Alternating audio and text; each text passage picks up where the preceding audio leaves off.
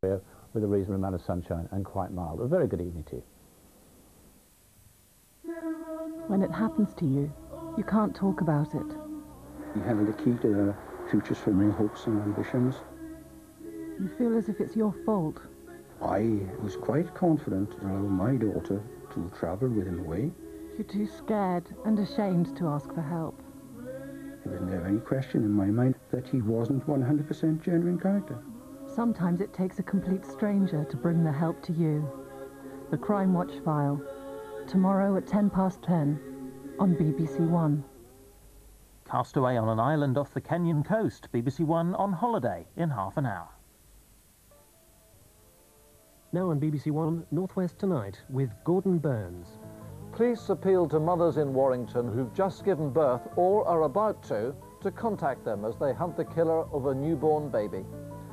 Detectives want more information from the public as they try to discover why a baby boy was strangled just hours after birth and dumped in a bin liner. Heroin for heroin addicts. A Cheshire doctor leaves the country bitter over his controversial methods, suffering rejection. And why Ukrainian sailors stranded in a Cheshire port without pay could soon be on their way home.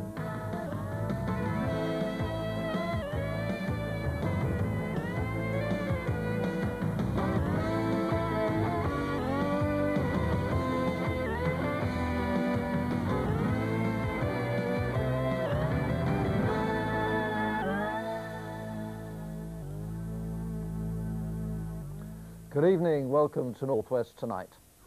Around 100 women due to give birth to children in the Warrington area this month need to contact the police urgently to be eliminated from a murder inquiry.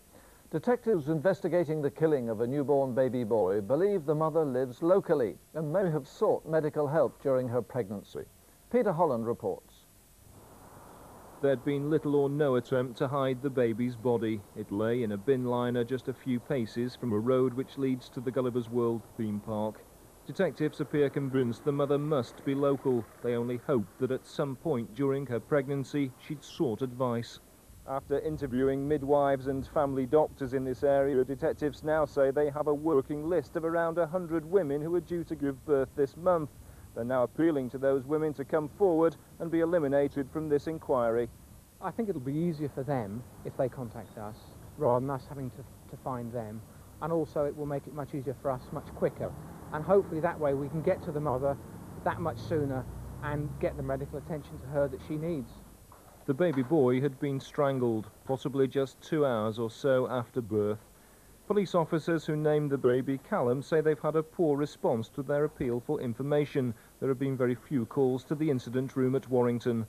Peter Holland, North West Tonight. Well, if you have any information, the number for the incident room is 01244 613 808. That's 01244 613 808.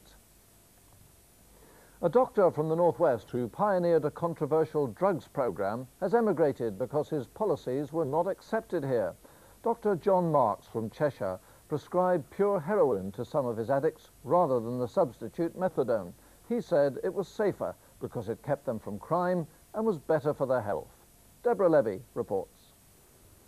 Holland, Switzerland and France all support Dr. Marks' policy of prescribing free pure heroin to some addicts. Dutch ministers visited the Northwest to see his programme in action and decided to start a similar scheme in May. Some addicts at his drug dependency clinics in Warrington and Widnes were prescribed pure heroin on the NHS. They claim they felt better and functioned more effectively. Since I've had my scripts, I even started to go to church and then just finally sorted my life out, where it was going, what direction I was going in. With the gear, it was just one dead-end road, and at the end of it, it's either you get yourself together or you die. Anybody who deals with addicts sees fairly early on that half their mind is elsewhere on where their next fix is coming from, and really they're not listening to the counselling, or they seldom come for it. Whereas if that is sorted out, his mind is then freed up to think about his wife, his family, his job, his life, what he's going to do. 3 years ago, the North Cheshire Health Authority stopped his funding, saying the scheme was too expensive and the results not proven. Dr. Marks' addicts were given the heroin substitute methadone instead.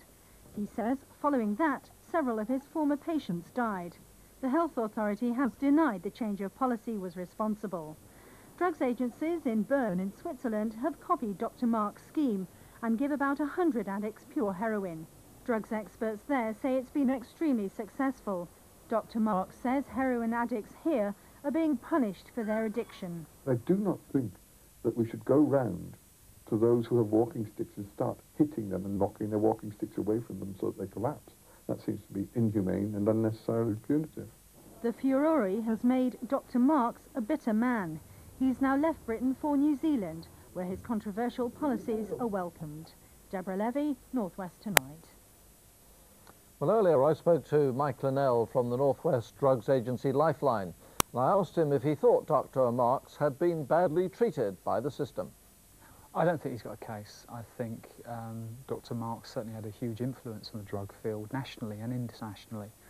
But I think a lot of people disagreed with him. I think as well part of the problem was Dr. Marks was certainly a man who was a man of conviction, but I think his own arrogance rubbed a lot of people up the wrong way, so he was very unpopular with a lot of people as well.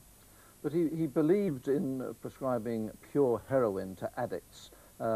Why did he think that was better than the substitute methadone? He believed it was better for individuals, and that's certainly the case. For some people, prescribing them pure heroin is a better treatment than prescribing methadone. But they're both Class A drugs. Neither of them are a cure. They're both ways of stabilising the lifestyle of heroin users. The most important thing to remember about this is that prescribing heroin to drug users costs about 5 times as much as prescribing methadone. So a lot of the arguments are about cost. And yet other countries like Holland, like Switzerland, like France are following in his footsteps now, following his way. I don't think that's true. I think certainly it may be the case in Switzerland, but a lot of the countries are certainly interested in Dr. Mark's thing. But I don't think anybody's suggesting that heroin is some sort of blanket cure for everything. I think it's a case that those countries are looking at it for certain individuals based on clinical experience. But briefly, I mean, are there other GPs in the Northwest prescribing pure heroin in Dr. Marks's style and maybe just not talking about it? There are other doctors who've got a Home Office licence who've been doing it for the past decade, but again I think it's based on an individual basis rather than seeing it as a panacea for all the cures of heroin users. Mike Linnell, thank you very much indeed. And now more news stories in the region. The most senior doctor at Ashworth High Security Hospital has resigned. The resignation as medical director of Dr. Girish Shetty comes less than a week after the suspension of the hospital's head of security. Ashworth says merely that Dr. Shetty is stepping down as medical director and will continue to work there as a forensic psychiatrist. But several sources confirm he's resigned because he's extremely unhappy that medical staff have not been consulted over changes that the new chief executive, Dr. Hilary Hodge, has introduced. An investigation by Burnley Council into claims that council house waiting lists were manipulated has recommended that 2 councillors be disciplined. The investigation followed allegations that council officers were pressured to ensure problem families weren't housed in certain wards. It's recommended that Councillor Eddie Fisk is barred from serving on the Housing Committee for a year, and Councillor Jack Alston be formally censured for breaching codes of conduct. After being stranded without money for 8 months on board their ship at Ellesmere Port, a Ukrainian crew should soon be heading home. The men haven't been paid for months and have been relying on local people for help. Today, the Admiralty invited sealed bids for the Ever Success so she can be sold to pay her debts. Lindsay Prosser reports. The ship hasn't enjoyed the good fortune its name would suggest. A row over ownership led to a legal battle, which has meant the crew haven't been paid since December 1996. When the vessel arrived at Ellesmere Port last July, the Admiralty arrested it. This meant I wasn't allowed on board.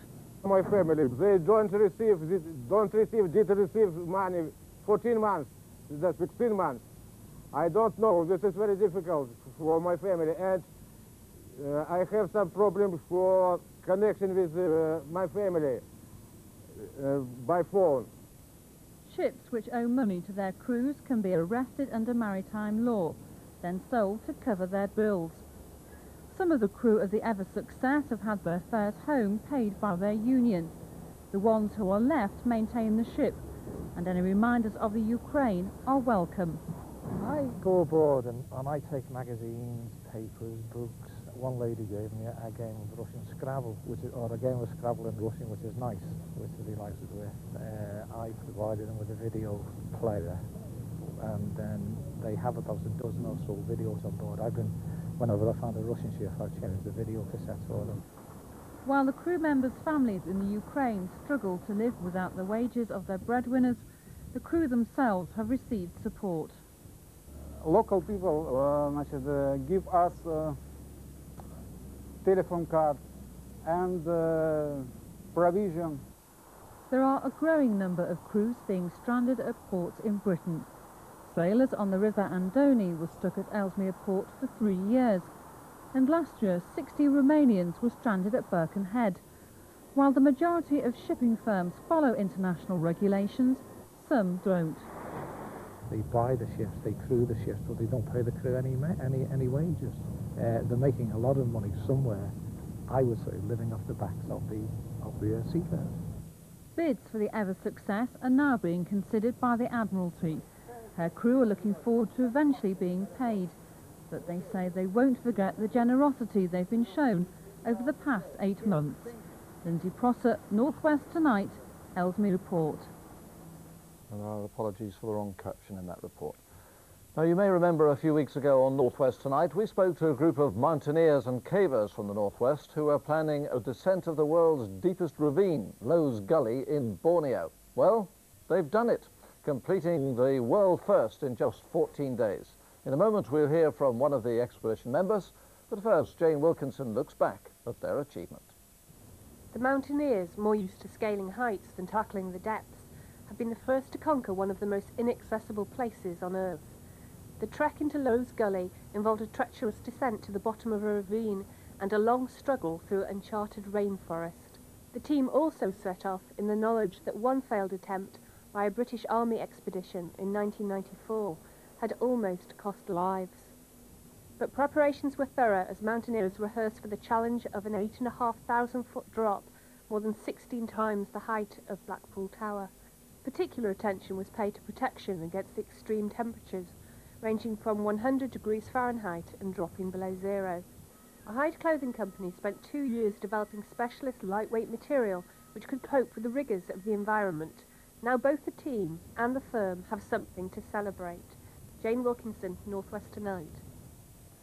Well, a short time ago, I put a telephone call through to Borneo and asked one of the successful team, Richard Mayfield from Chester, just how difficult the task had been. It wasn't actually that difficult because the weather was on our side, and there's a drought over here at the moment, which meant that the amount of water going through the gorge was just enough to live on. So technically it wasn't that difficult, but it was very isolated. If there had been an accident, it would have taken the team several days to carry out a self-rescue. Tell us what it was like at the bottom of the gully, because nobody had been there before. Did you see anything that nobody has seen before? What? Tell us about it. We had a botanist with us called Jill Cousins from North Wales, and she was out every day looking for various specimens of flora and fauna, and she did come across a stick insect that wasn't actually didn't fit into any categories. So maybe that's a new species. She also came across a pitcher plant, which is very unusual, which we can't identify yet. So maybe that's a new species too. Well, it was a fantastic effort, and we all congratulate you.